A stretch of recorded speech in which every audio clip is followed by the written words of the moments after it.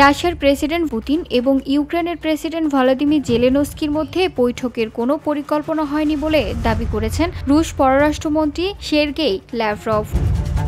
তিনি এমন এক সময়ে এই তথ্য জানালেন যখন পুতিন জেলেনস্কির সম্ভাব্য বৈঠক নিয়ে বৈশ্বিক সংবাদ মাধ্যমগুলোতে তুমুল আলোচনা চলছে।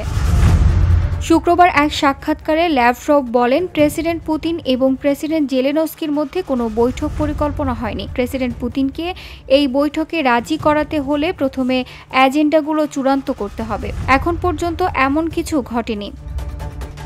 বৈঠকের জন্য রাশিয়া ও ইউক্রেনের মধ্যে যেসব প্রাথমিক সমঝোতা প্রয়োজন রিপোর্ট লেখা পর্যন্ত সেগুলো হয়নি উল্লেখ করে ল্যাভরভ আরও বলেন, প্রস্তাবিত এই বৈঠকের জন্য ওয়াশিংটন এবং কিয়েভকে ন্যাটোর সদস্যপদ, অঞ্চল বিনিময় সহ বেশ কয়েকটি নীতিতে প্রাথমিক সমঝোতায় আসতে হবে।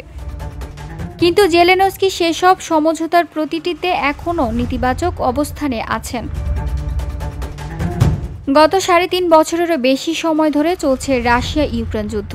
এই যুদ্ধ থামাতে গত ১৫ আগস্ট যুক্তরাষ্ট্রের আলাস্কায় প্রেসিডেন্ট পুতিনের সঙ্গে বৈঠক করেন মার্কিন প্রেসিডেন্ট ডোনাল্ড ট্রাম্প। ৩ দিন পর ১৮ আগস্ট হোয়াইট হাউসে প্রেসিডেন্ট জেলেনস্কি ও ইউরোপীয় নেতাদের সঙ্গেও বৈঠক করেন তিনি। এরপর ট্রাম্প জানান, শীঘ্রই মার্কিন প্রশাসনের উদ্যোগে পুতিন ও জেলেনস্কির মধ্যে বৈঠক হতে যাচ্ছে। প্রেসিডেন্ট ট্রাম্প এমনও বলেছেন, যুক্তরাষ্ট্র হবে সেই সম্ভাব্য বৈঠকের আয়োজক। VOD Bangla news desk.